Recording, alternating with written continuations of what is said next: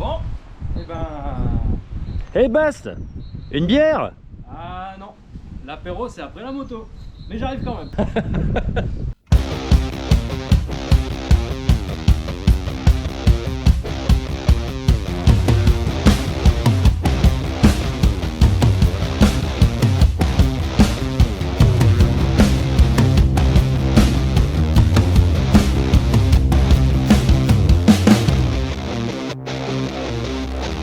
Eh bien bonjour à tous, je profite de ce beau temps pour vous présenter les équipements de la moto qui est enfin prête pour partir en juin pour le road trip. Salut, c'est la voix off et je vous présente le tarp. Alors je vais commencer par le tarp. Le truc bien pratique, c'est que si vous avez fait de la route et qu'il n'y a plu, vous foutez dessous, vous montez ce que vous voulez, votre tente, vous pouvez faire votre petit salon avec l'apéro bien sûr.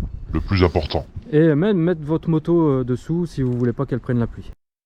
tente et matelas. Et pour le deuxième point, voire le troisième point, je vais vous expliquer pour le matelas, mais je vais d'abord vous faire voir pour la tente. Elle est vachement pratique, en quelques secondes, elle se monte. La tente. Bon, dépêche-toi, bah, je sais pas que ça fout. Tu prends les arceaux, tu les lèves, tu prends les deux poignées, tu tires dessus, tu lèves la tente et hop, une affaire de fête. Easy. Ninja. Le matelas. Une fois la tente installée, ce qui est bien, c'est qu'avec ce matelas, vous le posez dans la tente, il se gonfle tout seul. Après, c'est à vous de gonfler un peu plus le pneumatique ou de le dégonfler. C'est selon votre confort, si vous voulez plus mou ou un peu plus dur. Dur. Les sacoches.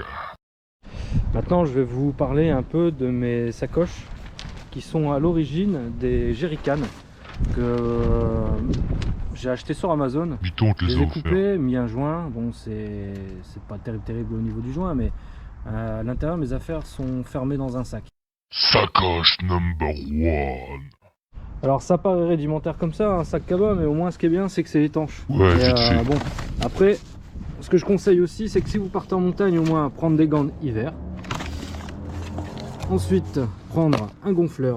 Ensuite, je prends aussi un booster. Le booster, c'est que si vous êtes dans le froid et que votre batterie elle est presque HS, ça c'est la vie, ça va redémarrer votre moto. Alors, ça aussi pour les pneus, au cas de conversion. Ensuite, les outils, un peu de tout, hein, clé plate, tournevis, douille.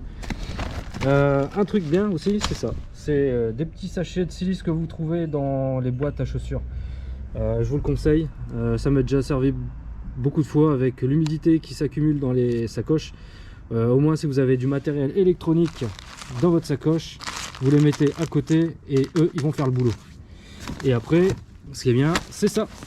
Vous faites toute la journée de la route, vous mettez ça, votre dos il dit merci, c'est la vie.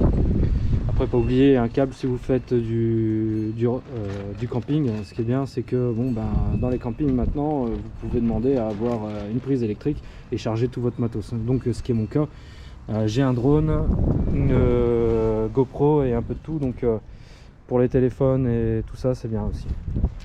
Sacoche number two. Alors, pour la deuxième sacoche, le réchaud. Les bouteilles qui vont avec. Deux, pourquoi? Parce que si on a une qui fuit, je suis bien content d'avoir une deuxième. La couverture de survie, non, je la mets pas pour dormir, hein. C'est simplement que je mets ça sous la tente. L'oreiller, bien sûr.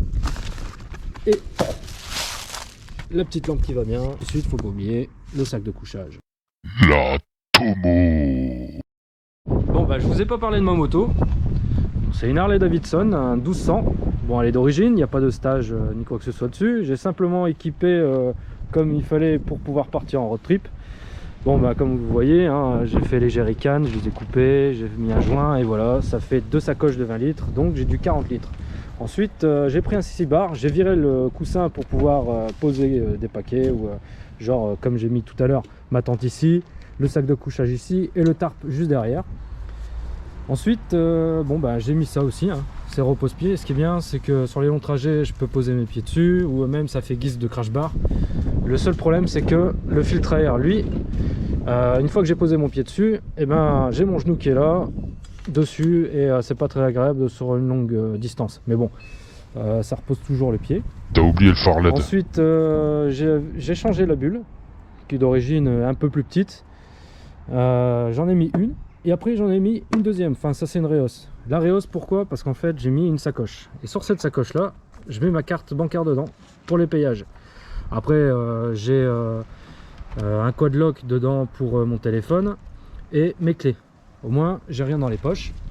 Et après j'ai fait un système avec du Ramount. Une fois mon drone lancé, je peux le suivre de la route. Bon évidemment je vais pas faire 50 km parce que pour le retrouver par la suite ça va être un peu galère, surtout si je suis en forêt. Le powerbank. Et je tenais à vous parler d'un équipement impératif, c'est le powerbank. Si vous avez un smartphone, une GoPro et un drone, faut vous équiper de ça parce que là c'est un 30 mAh. Votre smartphone sur une semaine vous pouvez le brancher, il n'y a pas de souci, hein. Mais si vous avez un drone et une GoPro, vaut mieux avoir une prise USB sur votre moto. Au moins vous êtes tranquille pendant toute votre semaine de road trip ou si vous partez des mois et des mois, au moins vous avez toujours ça, vous pouvez toujours le brancher sur votre moto. Et pour la nuit, vous pouvez brancher tous vos appareils, ça évite de surchauffe sur votre GoPro par exemple. Coucou. Le truc qui vole.